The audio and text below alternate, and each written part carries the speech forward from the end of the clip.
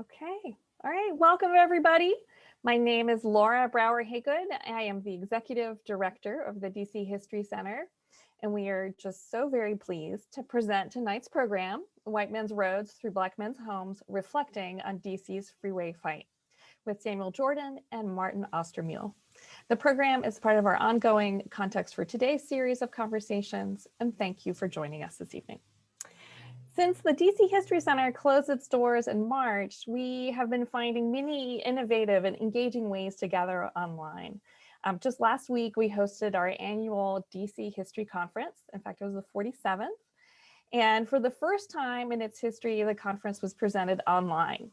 So 350 viewers asked questions, offered comments using Zoom's Q&A feature, and listened in. Tonight, I similarly encourage you to use the Q&A to tell us about your memories and your thoughts as we present our last program for 2020. You also saw a welcome question, and so please respond to that. We are trying a new feature this evening. It's called simultaneous closed captioning. I'm afraid we are not super impressed with its functionality so far, so we'll be curious to hear whether you find it valuable. But if you do, we'll want to keep it. So if we were in a public forum together, our speakers would probably start by asking, how many of you are familiar with the history of the fight to stop freeways here in DC? And how many of you were part of it? Fortunately, as I said, one of Zoom's nifty features is the ability to run a poll. So we asked those questions, and I want to see if I can get the answer to that question. Okay, so this is what we've got tonight. So 63% of you, most of you have heard about it a little bit, so this is perfect for you. And then we've got 21% who don't know anything at all about it, so this is even better for you. And then 10% know a lot about it, and then 6%, seven people who answered were there. So we want to hear from all of you, and that's really just wonderful. So a great mix of folks with us tonight. As home to the federal government and ultimately under its legal control, DC is often the laboratory for federal experiments. The freeway plans of the 1950s through the 1970s were such experiments. So typically, citizens and local lawmakers have little say when the federal government wants to try something out here. But the activists who led the fight against the federal highways broke that mold, and we still have a lot to learn from them today. So this evening, we are so very lucky to have a veteran of that fight here with us to share that extraordinary story. Mr. Samuel Jordan is the Executive Director of the Baltimore Transit Equity Coalition, which he founded in 2016. And most importantly for our discussion tonight, in 1975, he joined the DC Statehood Party to work alongside Julius Hobson, Josephine Butler, and Sam Smith. Mr. Jordan is a past president of the DC Statehood Party, and he is an expert on the history of race in Hawaii, as well as Alaska statehood, gentrification, and class in DC are other topics he knows a thing or two about. And he fought the freeways as a member of the Emergency Committee on the Transportation Crisis, otherwise known as the Ectc, the subject of tonight's program. Mr. Martin Austermuhle, our interviewer, has been a member of WAMU's newsroom since 2013, and there he covers politics, development, education, social issues, and crime, among other things. So tonight you'll be able to put a face to that voice. Previously, he served as editor-in-chief for DCist.com. He has written for the Washington City Paper, Washington Diplomat, and other publications. So we're leaving a good amount of time, as always, for your questions at the end, which you can send as they occur to you via the Q&A button on your Zoom screen. And feel free at any point. I'm always kind of keeping an eye on those questions. Okay, Mr. Jordan, Mr. Austermuhle, thank you for being with us tonight, and the microphones are all yours. Thank you so much. Thanks for having us. Well, first, I just wanted to give thanks to the DC History Center, to Maggie, to Jane, to Laura for organizing, for inviting us, for having us along. This should be a pretty great discussion about a very kind of seminal moment in DC history. Now, one thing I like to think about, I've been living in DC for 20 years. I think of the DC what I see now, the DC that I think is beautiful and that I love, but obviously the DC that we all say we like and appreciate was shaped by events that happened 20, 30, 40, 50, longer than that years ago. And so it's hard to imagine what the DC of today would have looked like if the freeway plan would have succeeded. Now, this was a plan in the 1950s, moving into the 60s and 70s, that would have brought something almost 40 miles worth of freeways into the district alone, and a couple hundred miles around the region. These freeways would have cut through neighborhoods that we know and love, like potentially Cleveland Park, Brookland, parts of Wards 7 and 8. Obviously, and it would have leveled upwards of 5,000 homes and displaced upwards of 20,000 people, not to mention parkland would have been lost, property tax revenue would have been lost. It would have shaped the entire city, and it would have changed the city that we now see. Obviously, that never came to pass because those freeways were never built, and we have a relatively small number of freeways in the city itself. And the reason the freeways weren't built is why we're here today, because a group of activists, a multiracial, multi-class kind of coalition of activists came together to fight it. And the fight touched on aspects of race, it touched on aspects of class, it touched on certainly the district's status as a federal enclave with no congressional representation, and for a while, no local government of its own. So, and it ultimately fueled the construction of Metro, which we now have and we use and many of us appreciate. So when I was thinking about preparing for this, one thing I went to, and this was mentioned at the beginning, is I went to one of my favorite DC history books. It's Captive Capital by Sam Smith, which I always have a copy near me. And I just got a little segment out of there about this fight to kind of set the stage. And he said that the battle waged by the local citizenry against the new roads brought the city, into conflict with the most potent political forces in the nation. In no other city was a freeway program pushed not only by local officials, but ordered by Congress as well in the face of overwhelming local opposition. In the most politically impotent city in the nation, black and white, poor and affluent, student crazies, and Covington and Burling lawyers had held out against the most powerful politicians in the country. So it's a pretty powerful way to frame this discussion about a freeway plan that never came to pass because people fought it.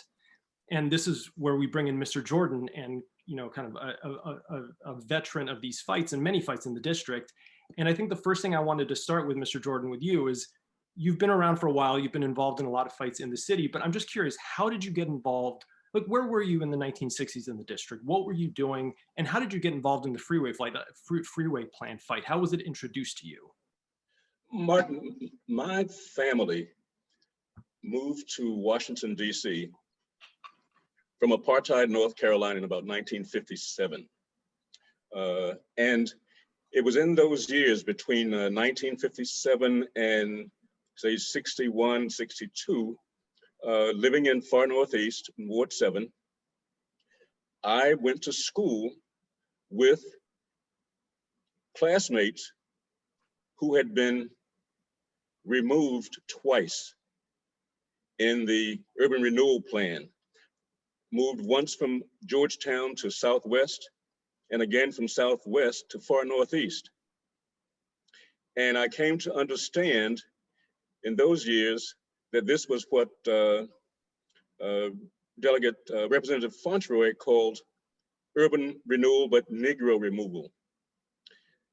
When I learned in high school, I went to high school at St. Anthony's in Ward 5, and I learned about the work being done in Ward 5, led by Julius Hobson, Sammy Abbott, Reggie Booker, against another removal plan, it seemed.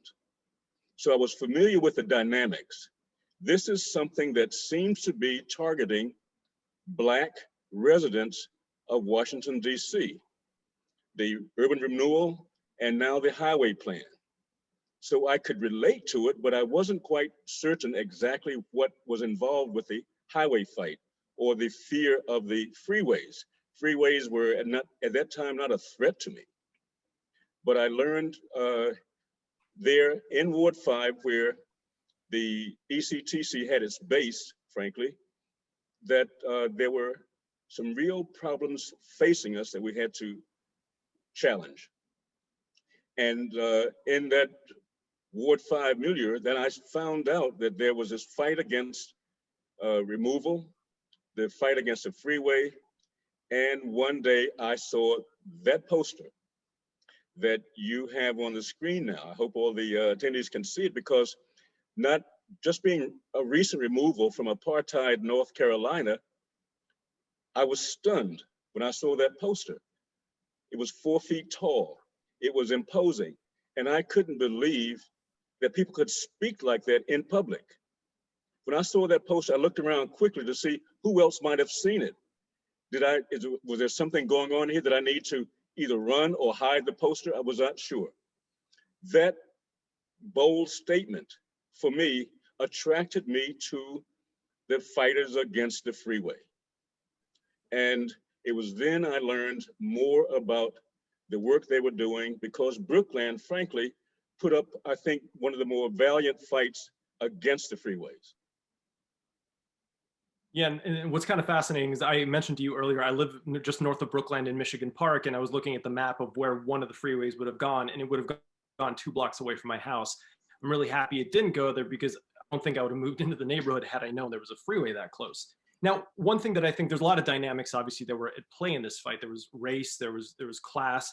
I want to start with a third one, which is the issue of the city's status and its relationship with the federal government. I mean, we know now, and we feel now in many different ways, how DC can get trampled on by the federal government. There's currently a push for statehood that's been, well, I mean, a long-going push for statehood.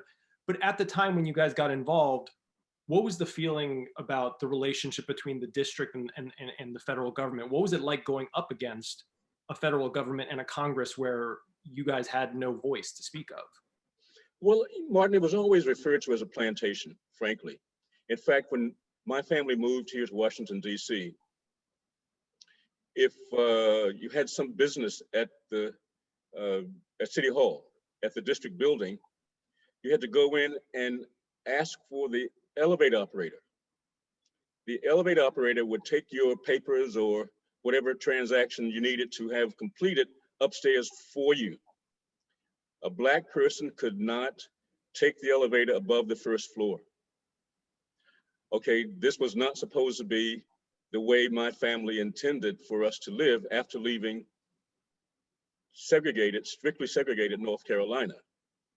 So the issue was that we were being treated, still being treated as we were in Carolina. You know, there's the whole point of the migration was to leave those conditions. So here we are, a little better off, but still facing the same kind of segregated public facilities, even the facilities with respect to or taking care of business at City Hall. Everything had a racial signature. So this actually did not quite change at all with the fight against the freeways. What we saw again was this is a treatment reserved for Black families, majority Black neighborhoods. So it was, again, kind of an effort on my part to accept this challenge and fight against this assumption that Washington, D.C. would remain a plantation, because the work of Hobson, Abbott, Booker insisted that we could change these circumstances if we just fought. So the racial context was always plantation-like until you fought against it. And then you see that some of this was a paper tiger, but a lot of it was institutional and built into the actual structure of the federal government. You know, that's what we call structural racism, when the actions that lead to racial stratification are aided and abetted by the government and the law. So we were actually fighting against structural racism aided and abetted by the law.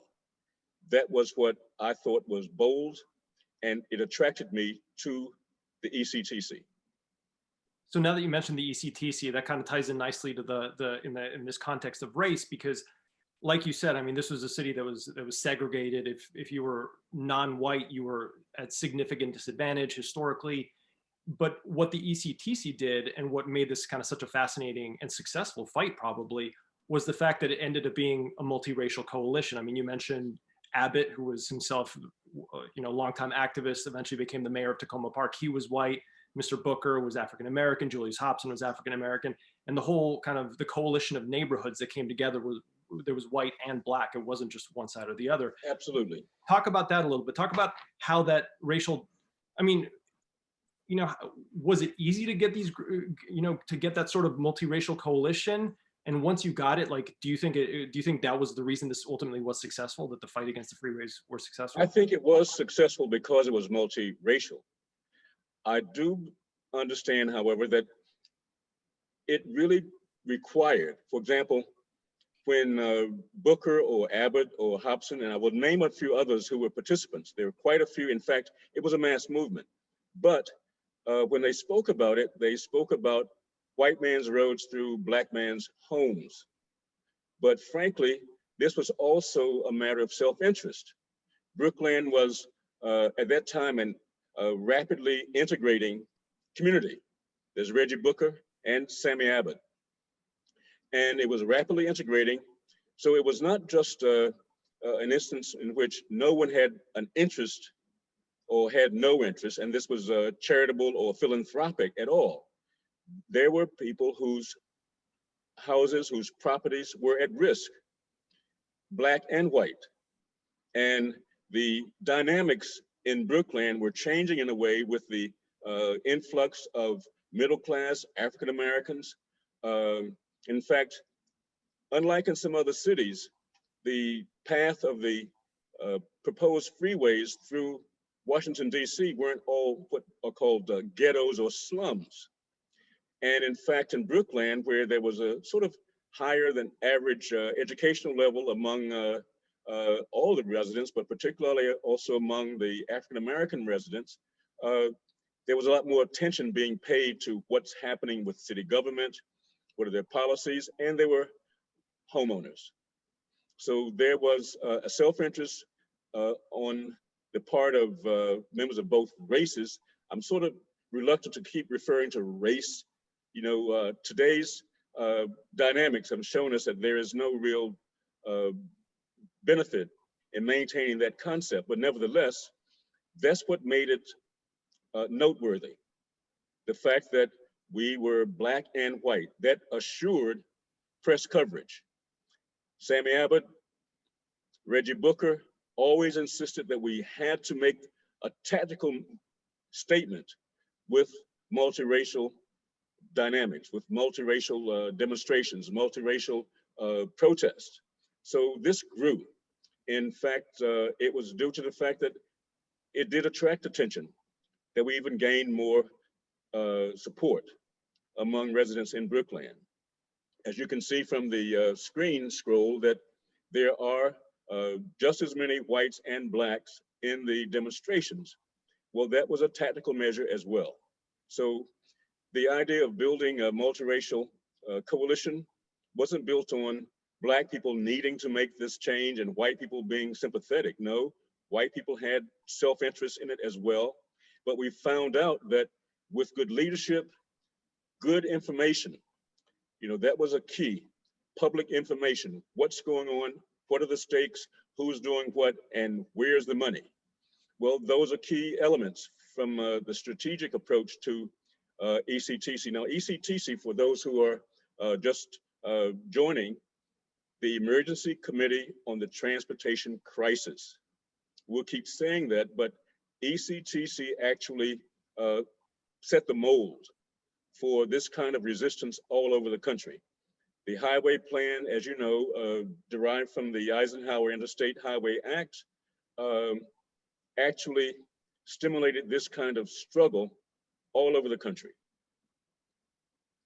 So one thing you just mentioned, again, kind of continuing on this theme of the multiracial coalition, what I thought was fascinating, I was reading up a little bit on the history over the last week, and I was reading one portion saying that when there was news that one of these freeways was going to travel through portions of Cleveland Park, white residents of Cleveland Park, obviously very concerned, very angered, and they organized against it, but they were able to organize quickly and get essentially that portion of the freeway removed because they were well connected.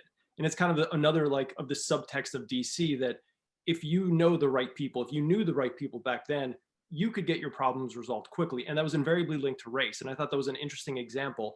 But also I was reading that the people who did that didn't just do it for themselves. They ultimately got what they wanted, but then still kept working with the ECTC. I mean, is that roughly right? I mean, was there? Well, there are some nuances, Martin, in that much of the northwest portion of the Potomac River leg of the freeway system, or proposed freeway system, in majority white neighborhoods, upper northwest, fought against it to have that proposal shifted to Black neighborhoods, where there were more Black people in the community. Then there was more of a interracial, a consciously interracial, multiracial campaign. It is true that many of the residents in Cleveland Park, in fact, our best lawyers for the movement lived in Cleveland Park, Peter Craig among them. We'll talk about him perhaps in the course of our conversation. But there's still this idea that we have the leverage. We have the political leverage. We live next door to members of Congress. In our businesses, we have interaction with policymakers. So we can actually influence the design. If there will be freeways, we can sort of make sure that they move a bit more to the east, not west, to communities where people are struggling a little bit more than we are.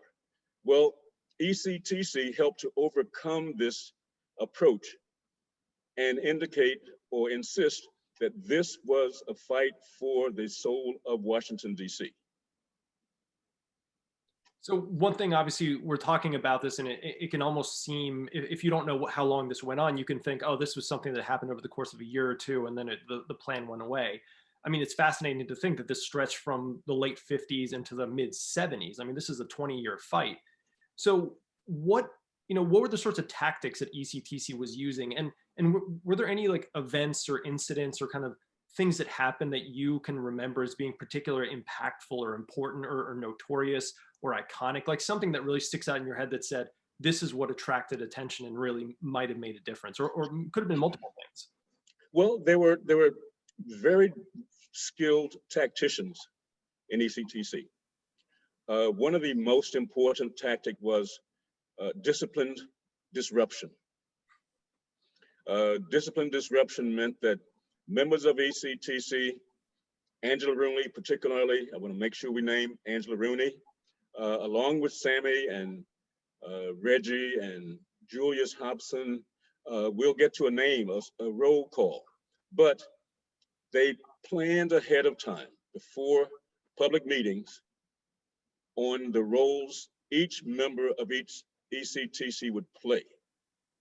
And sometimes it didn't matter that what they wanted to discuss was not the subject and not the purpose for the meeting. It was an opportunity to get before the cameras, to get before the mics, and to disrupt and insist that ECTC members and ECTC's objectives be heard. So discipline disruption was a main tactic. In fact, in the years, maybe the first 4 years of ECTC's existence, there are about 82 or more protests, but countless numbers of public meetings disrupted, even meetings in the halls of Congress. In fact, there were fistfights, frankly, in the halls of Congress. But that's one tactic. The other is the mastery of the visuals, the mastery of the optics. Sammy Abbott was most skilled and possibly one of the fantastic manipulators of the press, along with Angela Rooney. Brilliant in the sense that he could determine, or had a knack for determining what kind of event got the most press and most discussion, because we're always in the mode of attracting new support. In fact, it was so effective that by the third year, 68, of the formal existence of ECTC, meetings were attended by 200 or more people. There was no demonstration of protest with less than 60 or 50 people. And that's purposeful. You can't have an impact if you can't demonstrate that we have a base.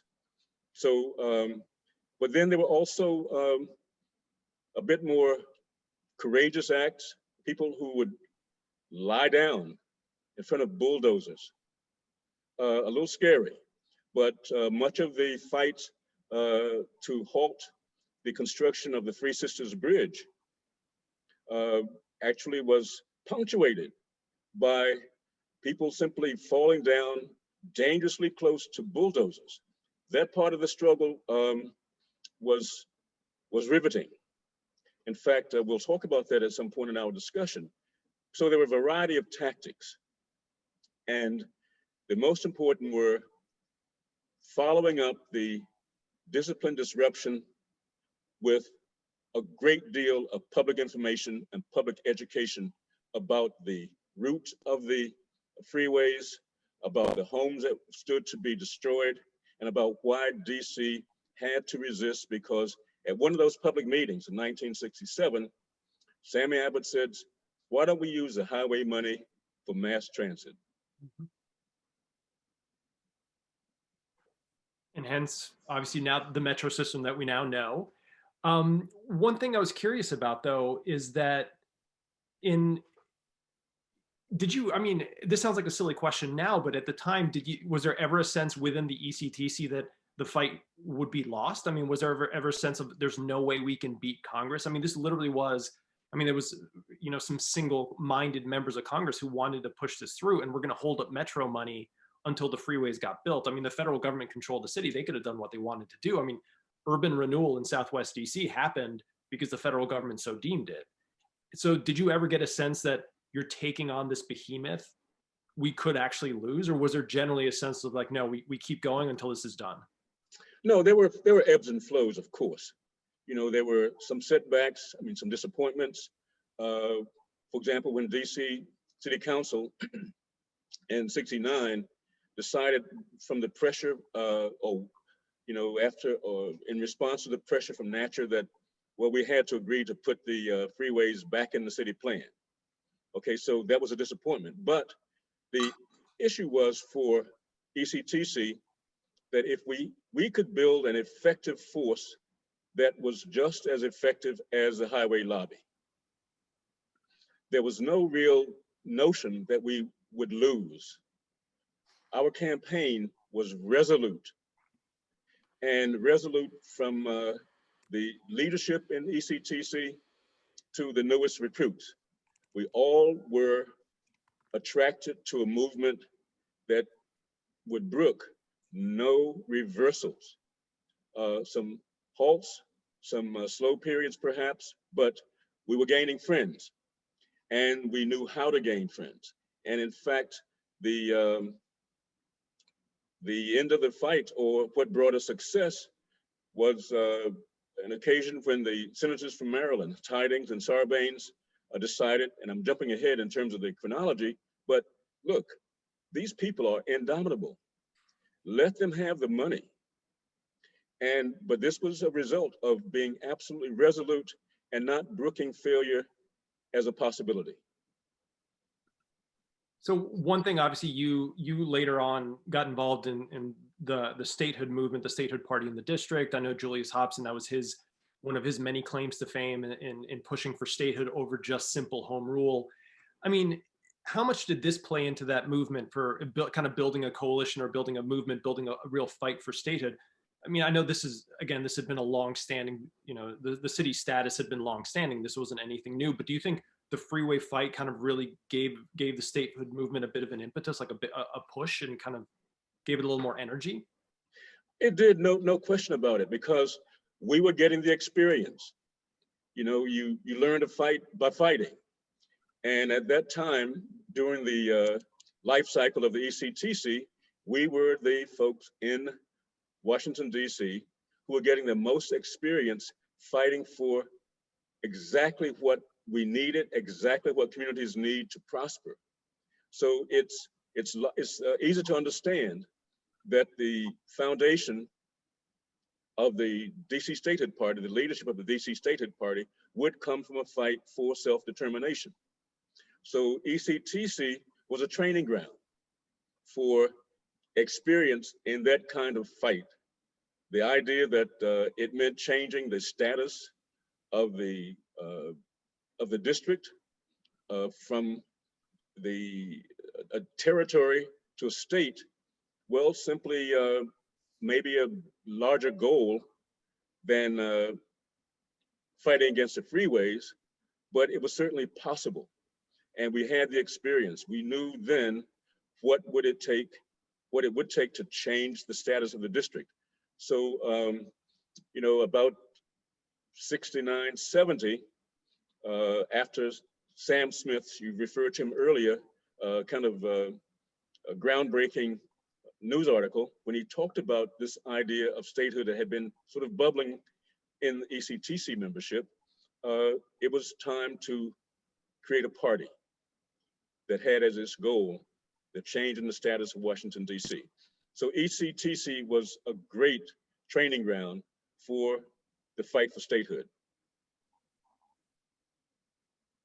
So one thing, I mean, we're dwelling a lot on the history, which is important and it's fascinating to look at, but I know you've been doing this work. I mean, this has been essentially your career to a certain degree. You've been working on this in a number of capacities. And I'm curious, looking at how the freeway fight played out in DC, how did that shape the rest of your work, or how has that shaped similar fights in other places, both to against, let's say, things like freeways, but also for other things like mass transit or kind of equitable housing and that sort of stuff? Like, how does what happened then influence what's happening now in your line of work? Well, Martin, that's precisely what it means to what I'm doing here in Baltimore as an advocate for the completion of the Red Line Light Rail project that was canceled by Governor Hogan in 2015 after 13 years of planning, approvals, and jumping through all the hoops at every level of government. One thing that was true with the beginning of the fight against the freeways in Washington, D.C., that's true still, is that public transportation is racially conflicted wherever people of color live in this nation. There are no exceptions. In fact, in Baltimore, to give you an idea of the extent of the disparities that are so apparent, in Baltimore, an automobile driver commuting to work by automobile has access to all the jobs in the area within an hour.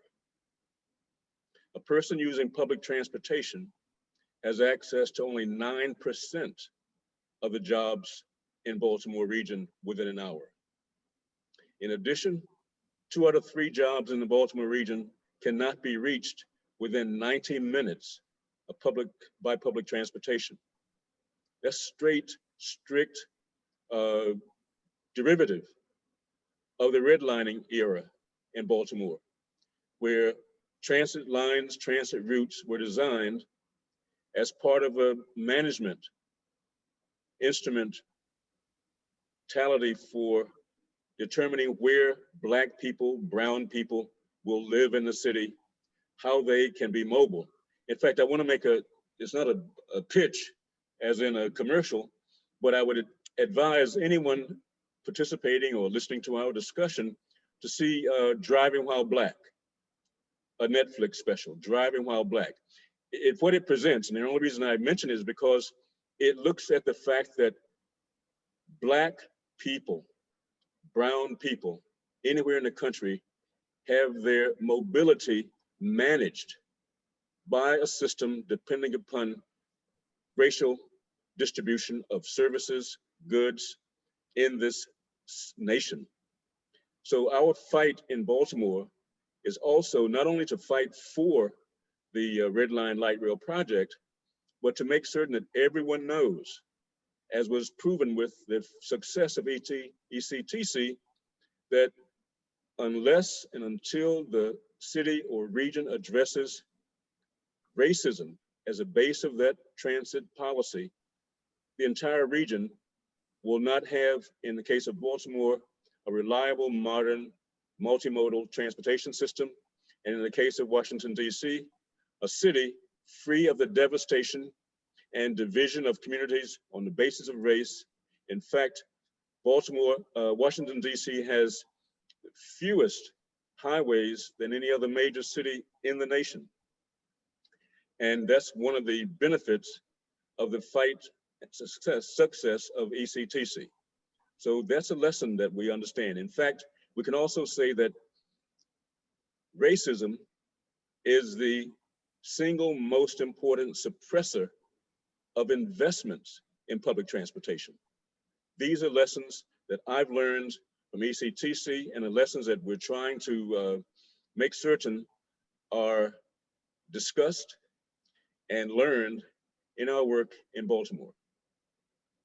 Yeah, well, it's interesting that you mentioned what happened with the red line in Baltimore, because obviously down, our kind of the greater DC region had a different situation where Hogan approved the purple line, which is still getting built, but then he's also pushed this idea of expanding 495 and 270 in portions, and there's a kind of some bubbling opposition there, because again, that would claim some homes and it just wouldn't resolve the problem of getting around the region. But I realized one thing, back to the history, I realized I completely forgot. For people who are listening and don't know the history, they and I think someone has asked us in the chat, and this is an important point to talk to, what was the motivation here? I mean, we know that Eisenhower had the interstate system, he was building it out, this was a lot of federal money across the country, but what was the motivation for the plan here in the district, for the exact roads, the freeways? Like what was happening at the time that made people up on high say, we need freeways and we need lots of them and we need them everywhere and we need to build them quickly? Well, the motivation, I think, is still pretty clear. They could manage determine the fate, rather, of Black residents in Washington, D.C. With no political penalty. They could do things in Washington, D.C. they wouldn't dare do back at home.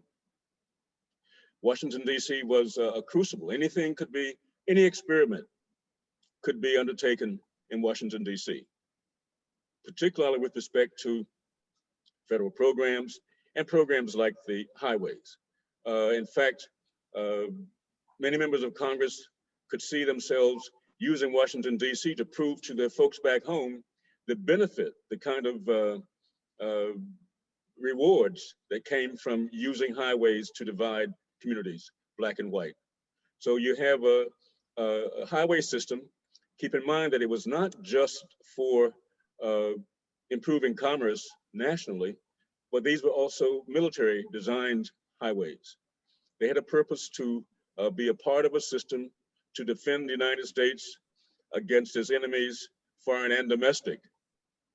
And that domestic meant we can burden Black communities with military highways.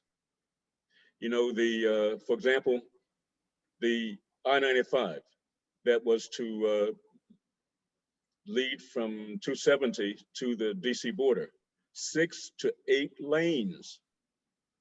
This is massive. Some of the ideas were 6 to 10 lanes for these highways. Well, this would be an effective division of communities if Ectc and its supporters, and frankly, finally, political leadership in Washington, D.C. understood that this was not the way to go to have the kind of city that we want. So, the motivation that you're speaking of is that Washington, D.C. is silly putty.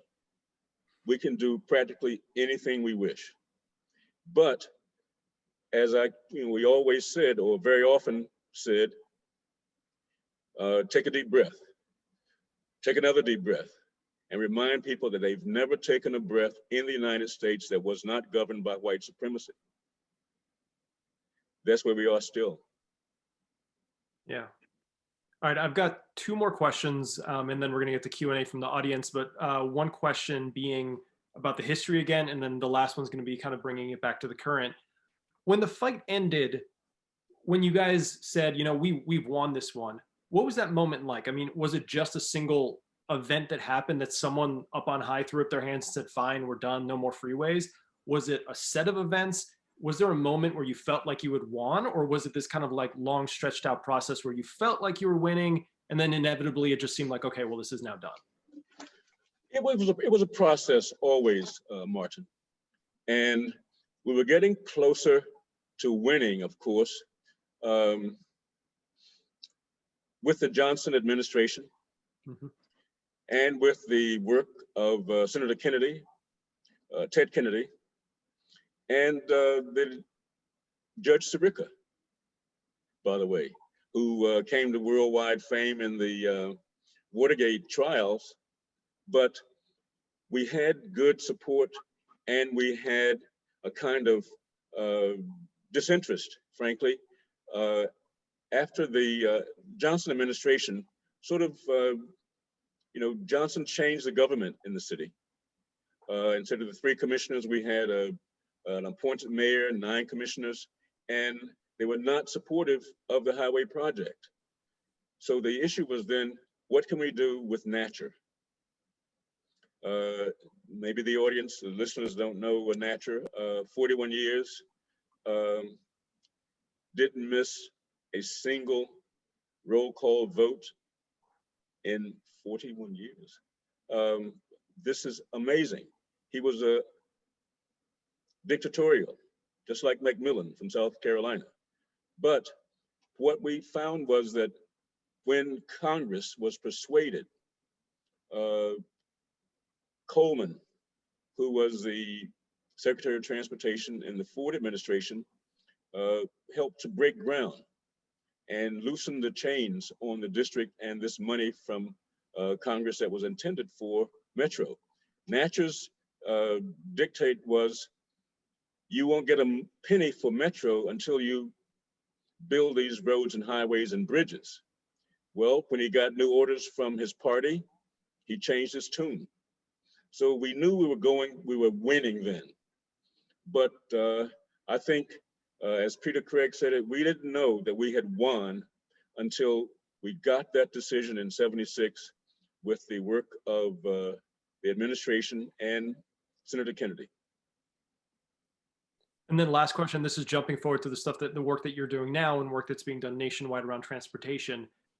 Obviously, we'd like to think that lots has changed since the 1960s and 70s, and lots has, but again, there are things that have remained. I mean, we can argue that systemic racism, elements of white supremacy have not gone away. They've just changed form in some way. But from your perspective, what has changed in the fights for good transit, transportation, good housing, all these sorts of things? What has changed between then and now? I mean, is it easier to make the case for transit that benefits everybody, or do you still think that if someone comes along and says, I'm going to build more, I'm going to put more asphalt down, that it just ends up happening? Good question, Martin, because so much has changed.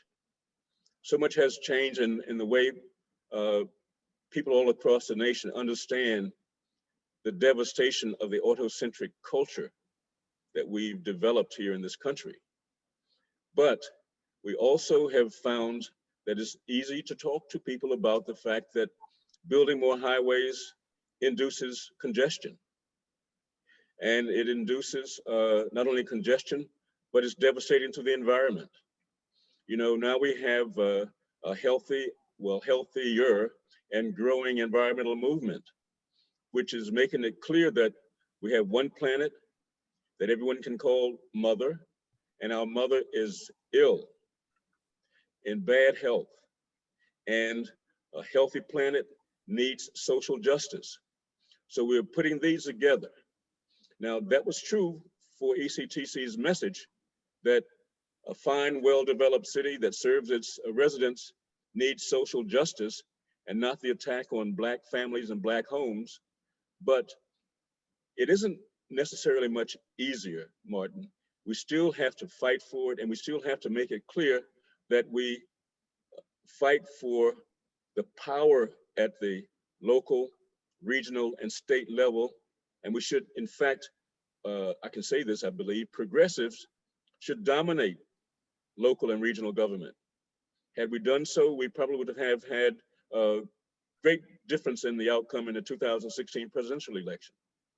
So what has changed is there's a great deal more understanding across the board about what these dynamics are and how they've actually retarded the development of the nation cities and regions. So the gift that many people now can see is a lot more apparent. The gift of white supremacy is under development for everyone. And I think I have time for one last really quick one. And I think someone in the audience asked this, and actually, it's a really good question. What happened to the ECTC after the fight? I mean, this is one of those things that you guys stay in touch. Did it morph into other movements? Did people go their separate ways? Did this multiracial coalition kind of stick together or fall apart? You know, we can't say we fell apart because, you know, most of us, most of the participants, activists in ECTC did move on to progressive politics, particularly to the DC Statehood Party.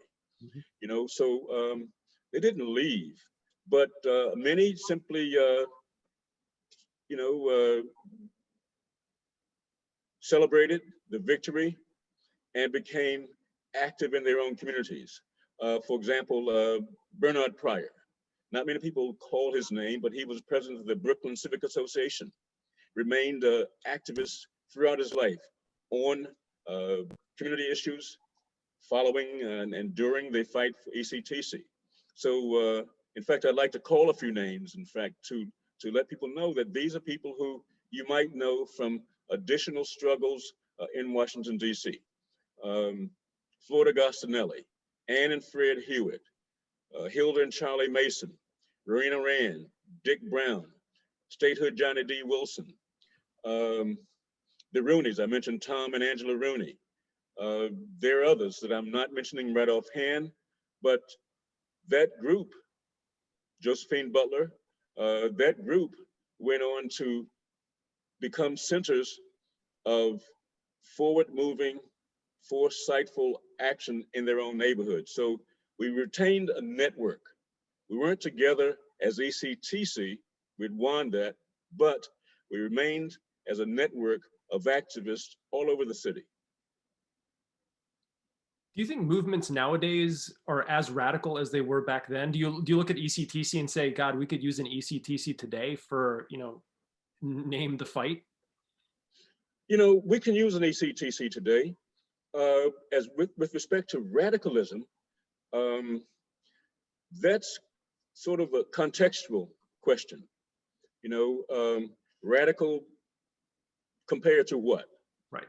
You know, Black Lives Matter is considered by a certain political party in this nation as extremely radical. Mm-hmm. But to millions of African Americans and brown people, it's a pretty conservative demand. Stop killing me is a pretty conservative demand. So it's not so radical. So radicalism is contextual. When it means that we are actually challenging the maintenance of a racial hierarchy in the society, now you can see what's more radical, trying to maintain a racial hierarchy. So in fact, you could say that the Republicans are a lot more radical than anything Black Lives Matter has even attempted or thought of. No one in Black Lives Matter says, let's destroy the democratic institutions of the nation.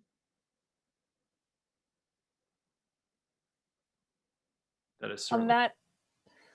On that note, sorry, Martin. That was very powerfully said. Thank you. We do actually have some special guests. I mean, that was quite the Hall of Fame that you went through. But we have Jim Clark and Bill Trainor with us this evening who are going to jump in here. And I hope we're not putting them completely on the spot, but we're hoping that maybe they'll join you in taking some questions. But if you wouldn't mind, Mr. Jordan, just to start by introducing them. I will. And their role at ECTC and why they're with us this evening. Fine, and I'm glad I have asked Bill Trainor and James Clark to join us in the conversation. Their roles were quite different, and in fact, they show an important facet of that struggle. On the part of Bill Trainor, I'll let him speak for himself and describe what his participation was, particularly around the Three Sisters Bridge, but as a student. I will certainly want Jim Clark to describe what role conscious public servants in the city's bureaucracy played. He played a very important role, but wearing a different hat. than many of others in the ECTC. So I'd certainly want Bill Trainor to speak about his experience, and particularly Three Sisters. Okay. I knew the leadership of ECTC. I had worked for SCLC for a couple of years, and I then worked for Willie Hardy, who at that point was on the city council. But anyway, I got involved. I was running a shelter for runaways at DuPont Circle, and I got involved with the Three Sisters Bridge end of the ECTC business, and we did pretty well there for a while. We had marches, sometimes 200-300 people, mostly students from Georgetown, GW, whatever, and we actually went out and slept on the Three Sisters Island, where there's not a lot of room, good place to get arthritis. And anyway, we didn't get the Sammy Abdullah Abbott and Reggie were a great team. They were a great team. Sammy they were both terrific orators. Sammy was short, so he liked to climb up on the table at one of these hearings, literally stand on the table and deliver his remarks. But anyway, I was the head of the student committee on the transportation crisis, which had a short but distinguished life. And we certainly managed to provoke the police and a lot of other people. And there were some real confrontations down at the construction site, which is just a little bit north of Key Ridge. And concurrently, there were other things going on, which have been alluded to by others. The obvious necessity of having a freeway. There's the Three Sisters, but you can see an actual construction site. That's how close we came to getting that bridge that would come out of Spout Run off of 66 and come across the river there, and it really had quite a swath of destruction where if it had been ever built. Wiping out. Let's also allow Mr. Clark to introduce himself. Sure. Go ahead. And I have to say, we have 41 questions. So we have 200 people eager to get the answers to their questions. Wow. So looking forward to that. Mr. Clark. Wow. And tell us how you made a difference. Big difference. Am I on? Yes. Yeah. Oh, okay. Well, I'm delighted with what you're doing. I just think it's great you're documenting this era of DC history. Yes, I was on the inside. I was in charge of planning for the Department of Highways and Traffic.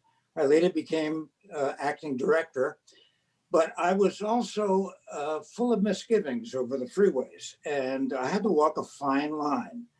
My courage to do that was in large part due to the admiration I had for ECTC and its members. These guys were knowledgeable, and their perseverance was just beyond, I just can't think of anybody that had more perseverance. In any event, my role, at least I tried to make my role, one of being able to talk in engineering terms to other engineers in the department on why they should be considering other alternatives. And I'll give you a couple of examples. I know you want to get to questions and answers, but I think these points are important. One of the proposals was to have quite a few underground freeways. One was going under the Lincoln Memorial through West Potomac Park. The cost of operating those highways was tremendous, and it was not recognized by the highway engineers that I worked with. I thought that maybe if I brought this to their attention, they'd start thinking about maybe some other alternatives. We were at the threshold of being concerned about pollution. I was very concerned about congestion levels, heavy volumes of traffic, and emitting in those days, carbon something or other. I can't remember what it was, but I was concerned about that. Was not taken into consideration. I was concerned about people being displaced without any assistance for finding places to move to. No financial assistance. I mean, it was really a trauma for people that had to be moved as a result of the purchase of right-of-way. In any event, my efforts didn't really succeed, but I felt very vindicated because I finally was the one that was able to, I was actually assigned the project of writing the application for the district to transfer over $1 billion worth of highway funds to Metro. And I actually was in charge of preparing that application and sending it to the federal government, which was finally approved. So I felt vindicated. In any event, I just want to say that I'm delighted that you guys are helping to document this history because it's very valuable history. And I guess I have to say I'm glad I'm a part of it, not because of what was proposed, but because of what finally happened. So that's my story. Can I just make a point here? Bill Trainor was a member of the student committee for the Ectc, and that fight for Three Sisters Bridge was actually a foundational fight. When that bridge was halted, that was practically that was a doom for the rest of the highway system. But it took that kind of daring demonstrations and protests. In fact, there was firebomb the day before the election that riveted everyone's attention. In fact, helped the city council decide maybe we shouldn't do this. But with Jim Clark, I just want to mention, he was the apparatchik at that moment, the bureaucrat, you can call him that, but he was also a candidate for director of the DC Office of Highways and Traffic to make that application without any problems to transfer the money that was finally assigned to Metro, but it had to go through a process that Jim Clark oversaw that finally put the money in the hands of WMATA to build a Metro system. We applaud them both. We applaud them, absolutely. And I had no idea of that connection. That's a fascinating story. Absolutely. Important takeaway for this evening. So I now have 44 questions. So let's see what we can do with these. So this one from Michael Havlin has gotten 13 upvotes. So a lot of people are curious about this. He says, I'm curious about the history specifically of 295, Pepco, and industrial rail. It seems like a lot of what was built along the Anacostia River around the same time that the moniker east of the river arose also ties into the fact that public transit resources are not shared with east of the river. Could you speak to the history of those physical barriers and how it may tie into the separation between east of the river and the rest of DC? Well, you know, having grown up in Ward 7, I can tell you that Pepco, the power plant, was actually, again, a placement. Where do you put a smokestack? Do you put it in Cleveland Park? Of course not. You put it across the river. You put it east of the river. In fact, from time to time, we call east of the river Zimbabwe. It always felt like a different part of the world, not just a different part of the city. Ward 7 is still the blackest ward in the city, not Anacostia, as many people think. In fact, they don't quite know that Anacostia is not all of Ward 8. But the pollution of Ward 7, Ward 8, with smokestacks, meant that residents of Ward 7, River Terrace, along the Anacostia River were treated to the most direct pollution of the air, soil, and water of any other section of the city. At the River Terrace Elementary School, on smog days, 35% of the students couldn't go out to play. With the smokestacks, you could watch the smokestacks that were really dark as they floated over River Terrace, and they got lighter as they rose up over Ward 8 because the particulate matter was dropping right on River Terrace. So we have the highest cancer rate in the city in River Terrace. It took years before anybody in DC General Hospital would ask themselves, why are so many of our cancer patients coming from within 2 miles? Yeah. You know, we weren't getting the health care we needed either. The Anacostia River was, you know, the fish have so-called eggs are in the wrong gender in the fish in the Anacostia River. Cancerous all. And that pollution is the kind of thing that you visit upon Black people. So with the communities there, along with the Pepco generator and incinerator, you had the Benny Road, East Capitol Street, and 295. So that was a community that was enveloped by auto exhaust. And we talk about the possibilities of secondhand smoke with cigarettes. Well, that entire community was consuming secondhand pollution. And we didn't address that directly. In fact, I was chairman of the United Medical Center Foundation, trying to get the city, that time under Mayor Gray, to look at why we need to make certain that we have full service hospital east of the river, not send our cancer patients to George Washington and Georgetown for proton therapy, which is that greatly improvement over regular therapy, but let's treat our people. Let's make another survey of the area and treat our people. So I would say that, you know, what we're looking at with pollution, the environment, again, even now, they're still visited among the poorest and darkest sections of the city, to put it bluntly. Yeah, as it needs to be said. Also, so this is from Josh. He says we should also remember Anne Hargrove, who fought the freeway through Adams Morgan. And this is a comment. He says, ever wonder why the Washington Hilton, Omni Shoreham, and Marriott Wardman Park are just floating out in the middle of nowhere? They were supposed to be right off of a freeway exit. I think there's so many places in the city that don't make sense if you, without their freeways. This is from Debbie. She says, hi, Sam. In Brooklyn, a number of houses were boarded up and slated for demolition to make way for the freeway.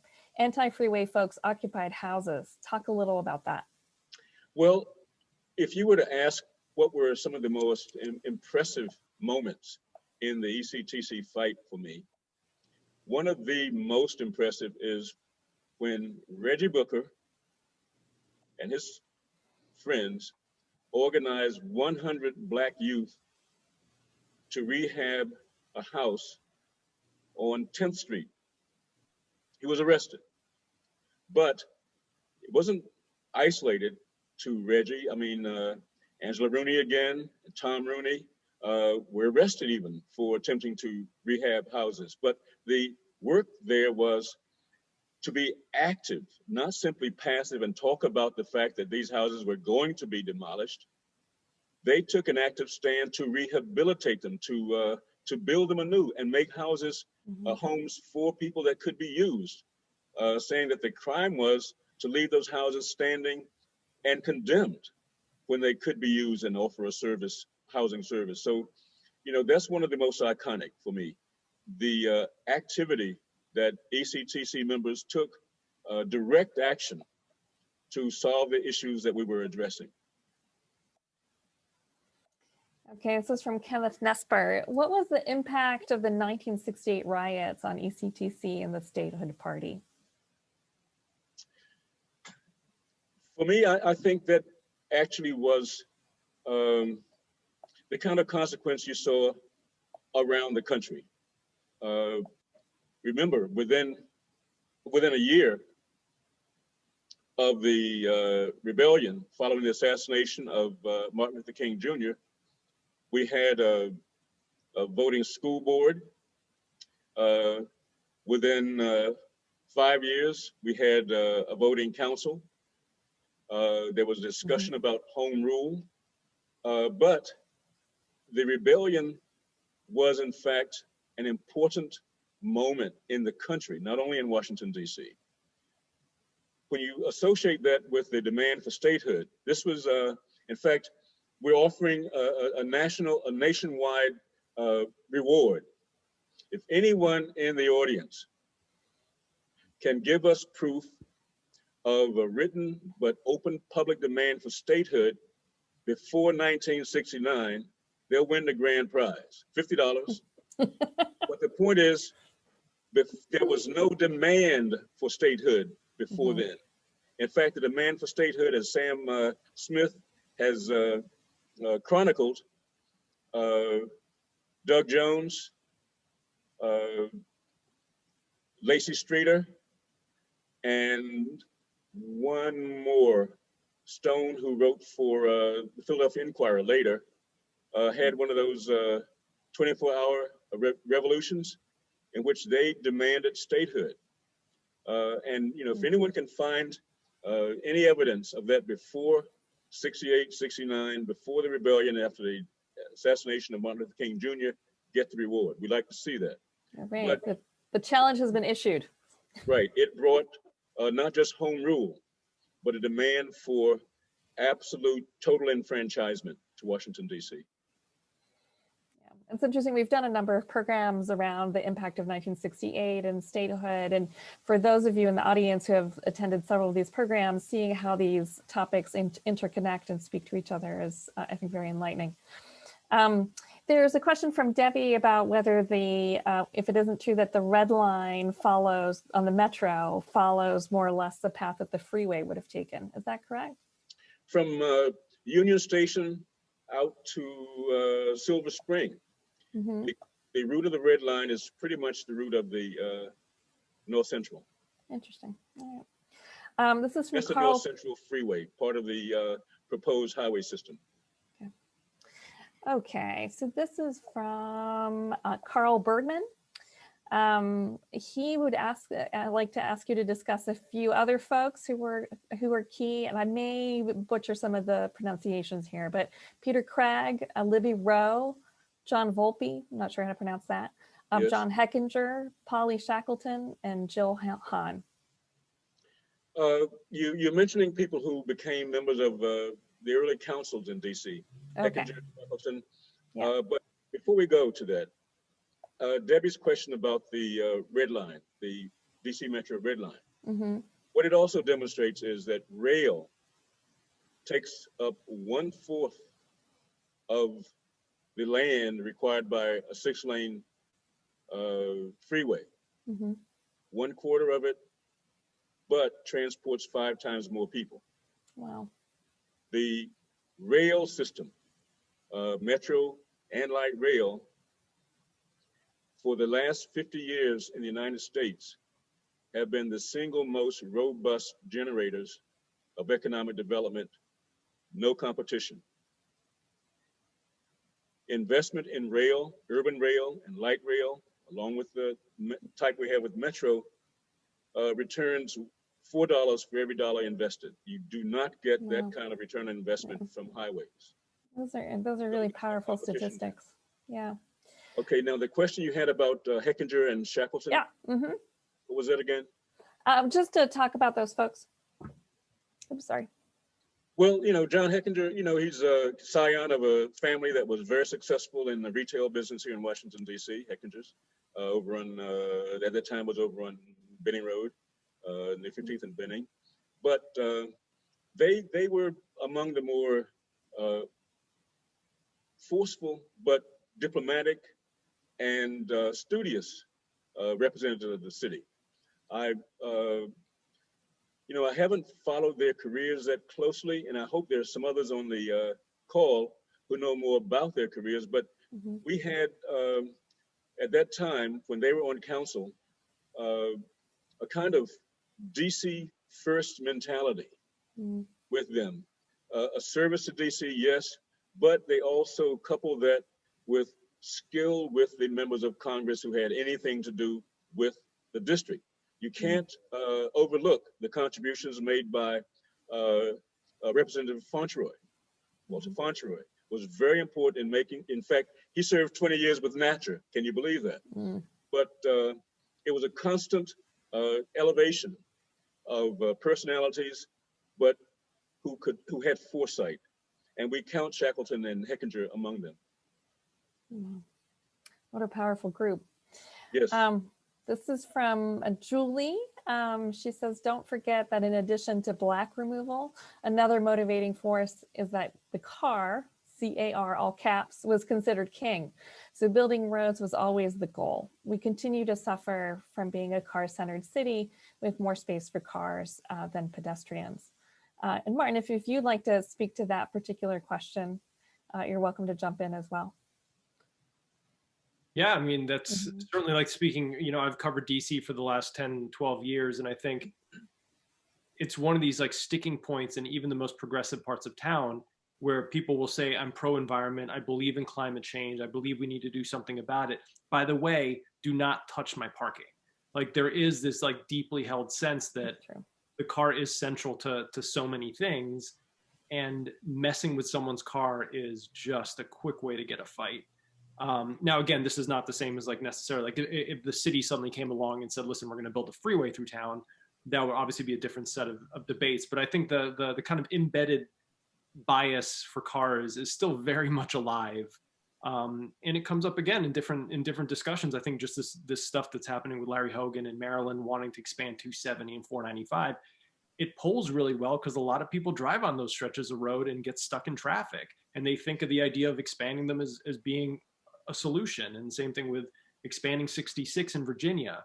So, it's probably not the same as it was back then, where the idea where you also had white flight out of the center of most cities, and roads were just an easy way to get suburbanites in and out of town quickly, so they wouldn't have to drive, through the cities themselves through slow streets. So yeah, I mean, the car has absolutely been predominant, but I'm curious what Mr. Jordan thinks about the time around the freeway fight. If I follow your response, Martin, when you refer also to Baltimore and Maryland and Hogan and the expansion of, or his continued campaign to expand 495, I-270, he's dedicated not only to the auto lobbies, the highwaymen, but he's dedicated to the racist distribution of assets for transportation and investments in transportation. Racist in the sense that we know who uses the highways, drives more cars than anyone else in the communities, anyone else in the country, and we always accommodate them first at the expense of the development that we need. Well, a number of forces now are demonstrating to us that we need to make density an asset. We don't need flight from the city core any longer. That didn't work. That has led us to the most inefficient organization of the city and the urban center. The urban landscape should be where we cooperate, where we collaborate, where we make the most of utilities, rather than stretching them out miles and having the core of the city still continue to pay the most taxes to make sure that those utilities get to suburbanites. We don't often talk about that. But also with the interstate, people who use interstate, the myth is that they paid for them with gas taxes, of course, but it's not quite true.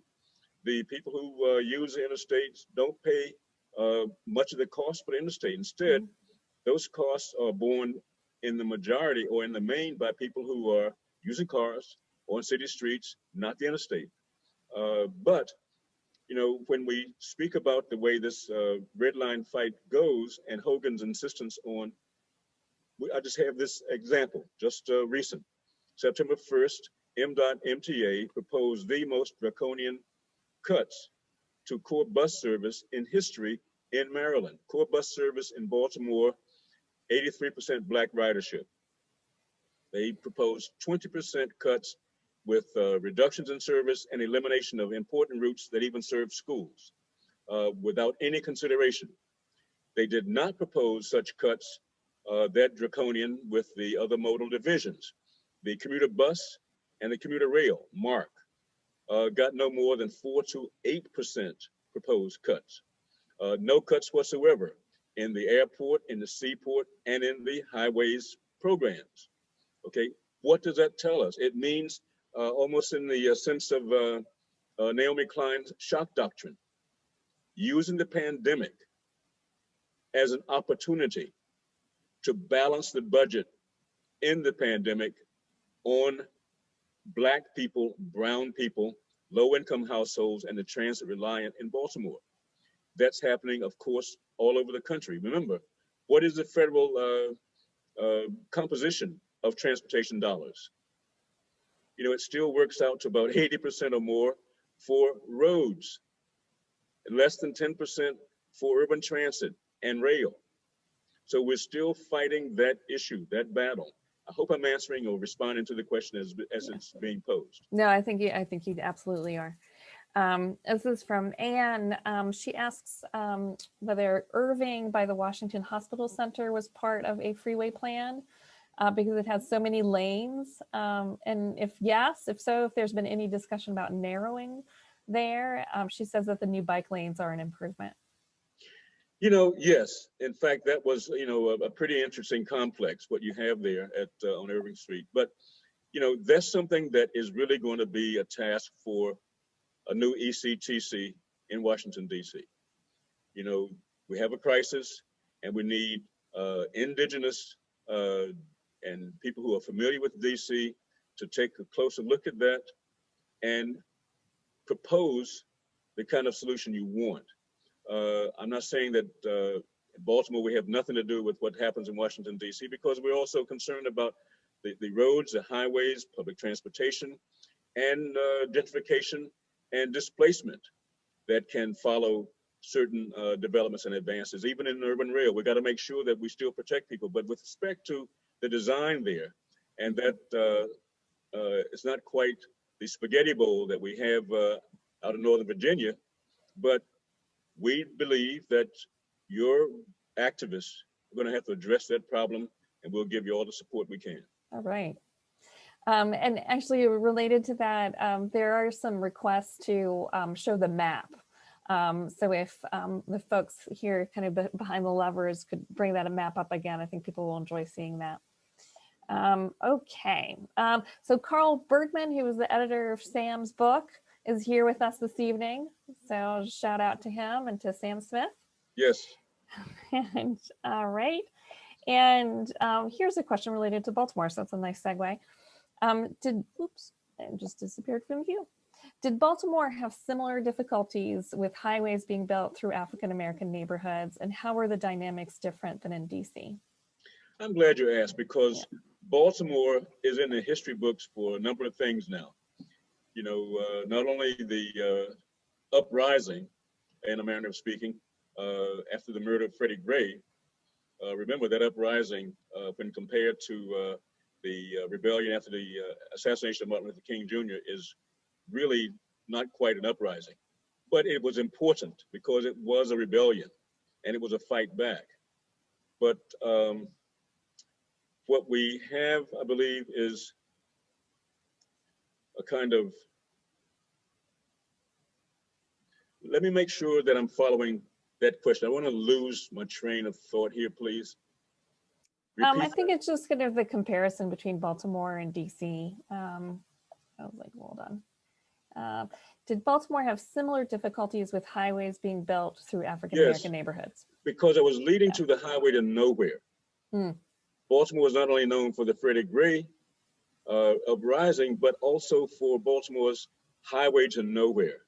That was an attempt to use the interstate monies for highways to divide and destroy African-American communities in Baltimore, but it didn't succeed and it wasn't completed.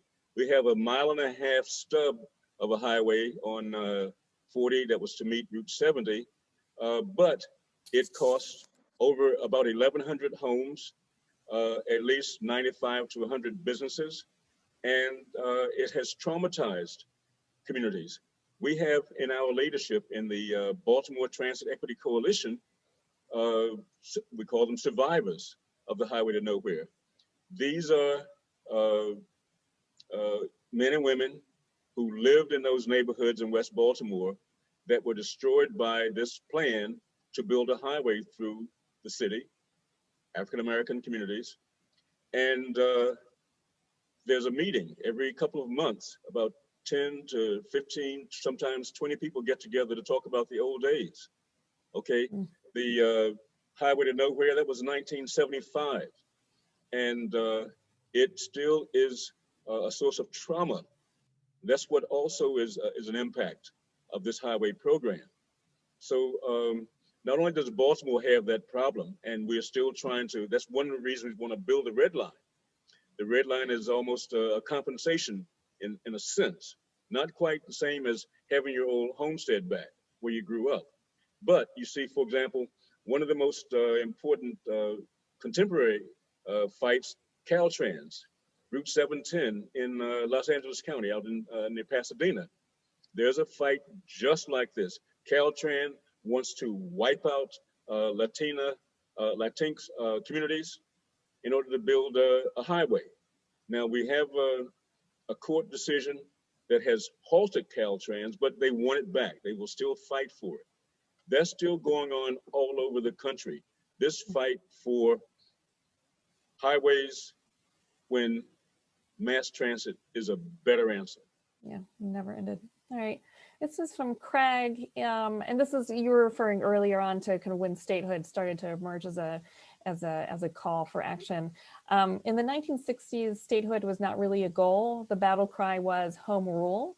First, we got an elected school board in 1970, and in 1974, we elected our first mayor and city council. Then statehood rose to the forefront.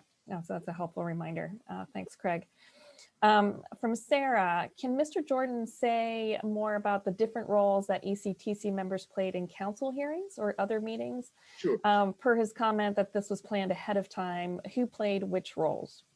Sure. Good question. Well, there should be a number of people who might want to answer that question because I want to make sure I'm following and trying to keep notes, because this issue of free DC and statehood, okay, that's an important political issue. I don't want to sort of let it slide by. Yes, there was a free day. In fact, the March on Washington, signs for free DC were all over the place, not only for jobs, but free DC. That was not a demand for statehood for Washington, DC. In fact, you know, we have a kind of legacy question. Was Marion Barry a statehood advocate or was he a free DC advocate? You know, that's parlor talk. You can always dispute it. But we know him mainly as, in great part, as a free DC advocate. More than an intense fighting statehood advocate. Now, I know there will be some controversy about that answer, but take a look at the record, okay?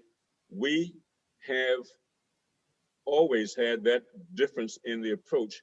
And in fact, we might say that Representative Fauntleroy was on the line, walking that line between a free DC and statehood for DC. So there's always been a little more aggressive push from a growing sector of the city's population that insists upon statehood. There were so many people who thought that there was no way possible we could get that change as long as we got the amendment that gave us 3 electoral votes. That was worth it for so many, but it was always just not enough for an increasing majority, I believe, of the people of the city. Yeah.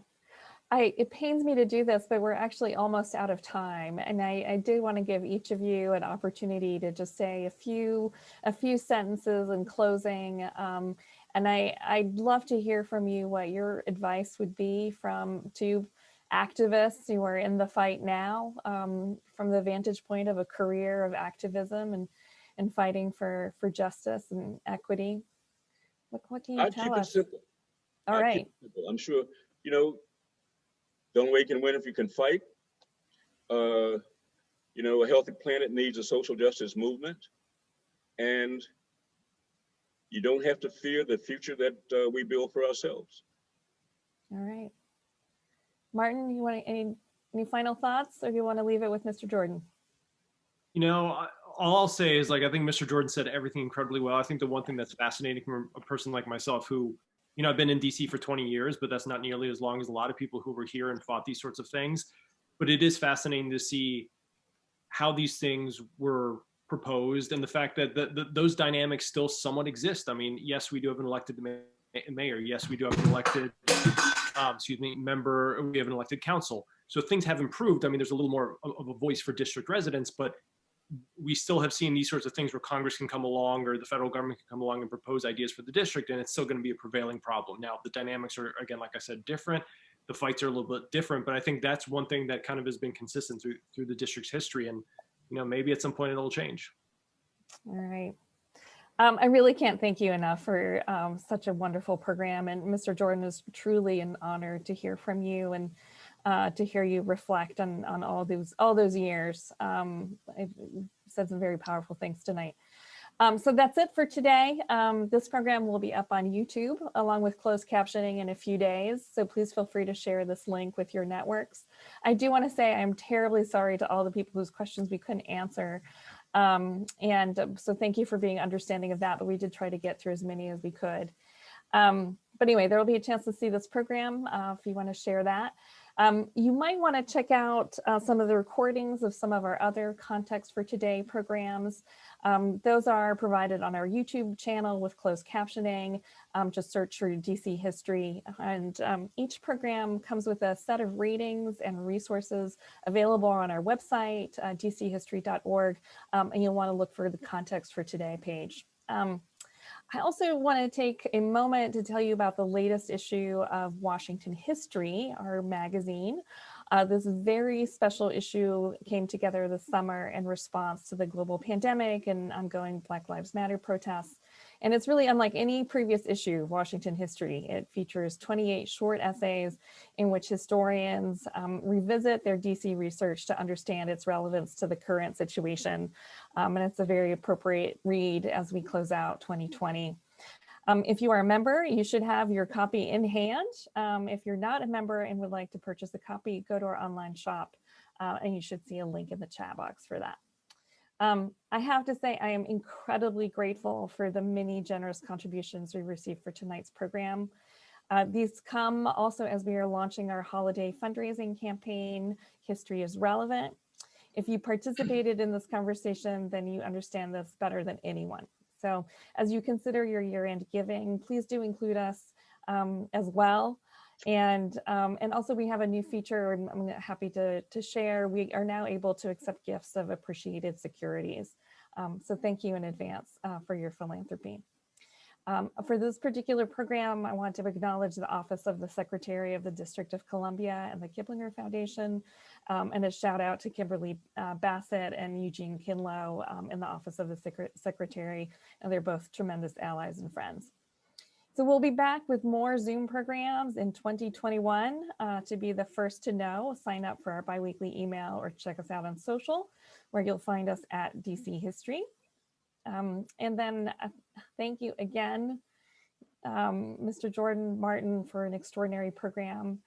Behind the scenes, I am just so grateful for the terrific work of Maggie Downing, Katrina Ingraham, Jane F. Levy, and Ann McDonough, who all contributed to this evening.